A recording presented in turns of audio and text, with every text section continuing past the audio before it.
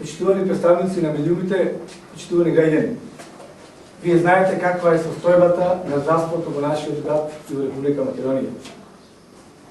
Достоинството на пациентите и на сите здравствени работници е згазено како никогаш досега. Болниците се распаѓаат и се долго видогуши. Долго очекуваните набавки на апаратура се следуваат на организирање само тендери и нетранспарентно трошење на народните пари. Замислете, го укинуваат здравственото осигурување за невработените. Недозволиво е во една социјална држава како што е Република Македонија да се укинат сините картони на невработените. Природбата на ДПМН ги примора стручните кадри да го напуштат државното здравство, а на нивно место да се вратуваат партиски војници и тоа најчесто во администрацијата. Формално спроведените реформи го предизвикаа најголемиот хаос во стоматологијата у незиното постоење. Се распадна клиничкиот центар во Скопје. Ваков модел на распарчување на клинички центар не постои никаде во Европа, а ниту во ни една земја во светот. Затоа новата влада на СДСМ, начело со идниот премиер Радмила Шекеринска, после 5 јуни со оваа програма до корен ќе ја промени здравствената политика во Република Македонија. Затоа, почитувани граѓани, заокружете го бројот 10, затоа што ќе воведеме бесплатно здравство за сите пензионери, бесплатно здравство за сите деца до 14 години и бесплатно здравство за сите сиромашни граѓани во Република Македонија. Ќе воведеме доброволно здравствено осигурување како дополнително осигурување.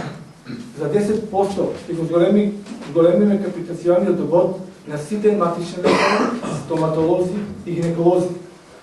Со тоа, значително ќе ја зајакнеме примарната здравствена заштита, затоа што тогаш ќе можат повеќе од 80% од граѓаните своите услуги да ги бараат по примарната здравствена заштита.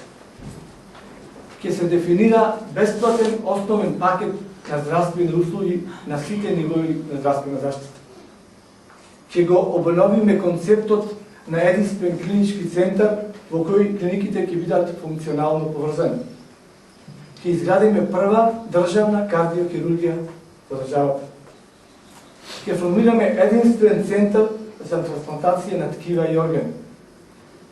Ќе донесеме долгорочна стратегија за развој на кадри во здравствениот систем. А вам, почитувани граѓани на Прилеп, после 5 јуни ви ветуваме. Веднаш ќе престане хаосот и безредието во Прилепската болница и неа ќе ја раководи стручно и компетентно лице. Прилепската болница ќе го добие заслуженото ниво на спружена здравствена заштита. Ќе профункционира ургентниот центар во болницата. Веднаш ќе овозможиме 24-часовна достапност на лекови во градот.